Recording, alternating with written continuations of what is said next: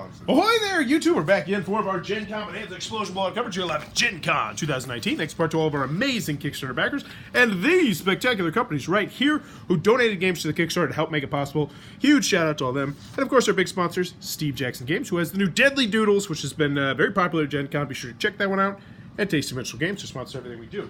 Right now, I'm here with my friend Nick. We got a chance to try out a game that's getting quite a good amount of buzz here at Gencon. That is Obscurio from Libelud. 2-day players. This is a 45-minute game. It's a Mysterium-esque game, but with a traitor going on. So you're trying to escape this mansion as a team. So in our particular game, I think we had 5 people who were trying to escape the mansion. One of them was a traitor, and then there's also a GM, and that's the person who's in charge of looking at the pictures and doing all sort of that stuff, which we'll get into in a second.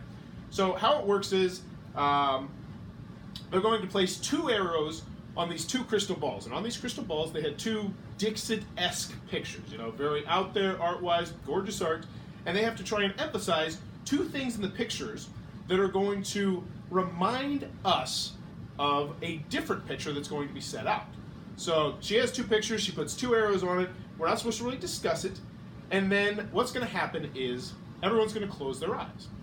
And the moderator, the GM, the fortune teller, is going to show all these potential pictures to the traitor. And the traitor's going to know what the picture that we need to pick is, and they're going to try and pick a picture that is very similar, that's going to kind of throw us off. So let's say that the fortune teller emphasized water and a fork or something like that. So if they're looking through these pictures, maybe they see another picture that has like a dinner table set up, and maybe there's a glass of water on that table, like in the background. So that would be an obvious choice for the traitor. And I believe, I wasn't the traitor myself, and neither was Nick, but I believe they get to pick 1 or 2 to put into this group. So then there was going to be 6 cards that were spread out on the table, and one of them was the door that we need to go through. And then 1 or 2 of them were something that the traitor had set out to throw us off.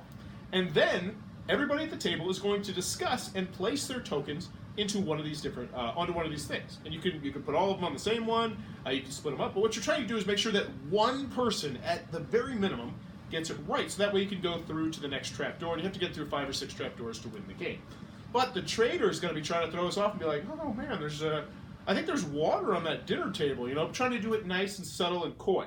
Now, this sounds like a pretty straightforward game up to this point, but there were things called traps or curses, which, oh my dear God, those made them exceedingly they threw it off the rails. So each round there's going to be 1 trap, at least 1 trap.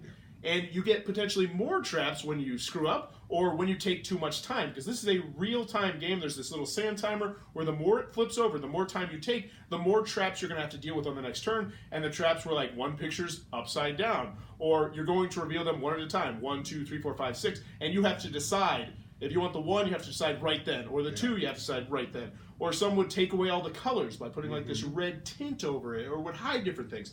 And those were insanely hard.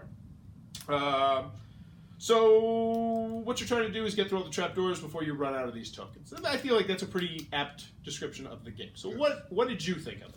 I enjoyed it. Like you mentioned, the artwork was fantastic. Yep. The game components were really solid, held together well. I think could be, hold together for years.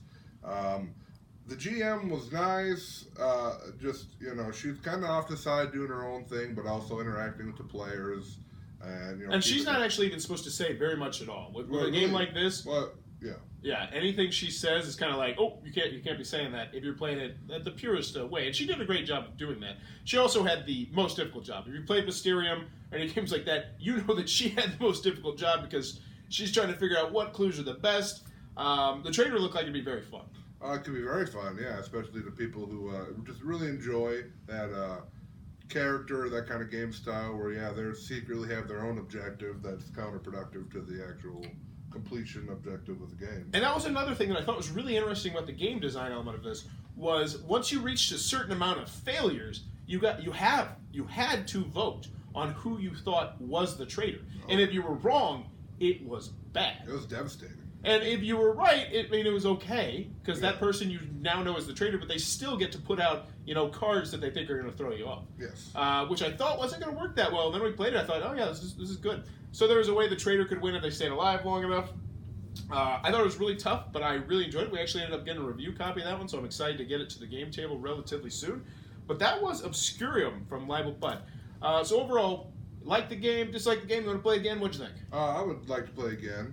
The difficulty seemed a bit hard, but some people enjoy that. I'm just a light gamer, so when the game is just difficult, just hard to win from the beginning, that can frustrate me. And I think that's going to depend on how well your clue giver is and how lucky you get with certain clues, how good the trader is, also which curses you're getting and sort of different things like that. There was a good deal of traps too. I think there was probably like 15 maybe. I want to say there was well over a dozen different types of curses, and each had its own special things it did. Yeah, special thing. Yep. And then as you progressed, or depending upon what exactly happened, you might pull one, you might have to pull two, or 4, or 3, and just continue to make it harder and harder and harder. Yeah, I enjoyed it a good deal. I'm not a big fan of the Dixit Mysterium. Let me rephrase that. I'm terrible at these games because my brain works in such a different ways, but I really did dig this, and I'm excited to try it out on a game night, so I am cautiously optimistic that I think I'm really going to dig this game. Comparing it to Mysterium, I think I'd have to play it a little bit more to get more of a gist, but I think I did like it a little bit better than more Mysterium. I kind of like the cooperative aspect, and I love games with traders. So in the end, I think we're both fans, right? Yeah. All right, that is Obscurio from Libel Bud. If it looks like it might be your cup of tea, be sure to check that one out. If you're enjoying what we're doing, click on that subscribe button down below and in the comments below. Let me know. Let's see, what was the thing that you made in middle school or high school that you were most proud of? Oh man, we had a sheet metal class. Really? And the final project, which for everyone was just spot weld together as pretty much a small toolbox. And it really wasn't even a toolbox, it was just like a little metal tray you would make. They already gave you the pre-punch diagram, so that's pretty fun. You still have it? No. Yeah. Me neither. Actually, the one that I really put the most effort into, I thought it was one of the coolest things I've ever done in my life, was I was in a theater class in high school.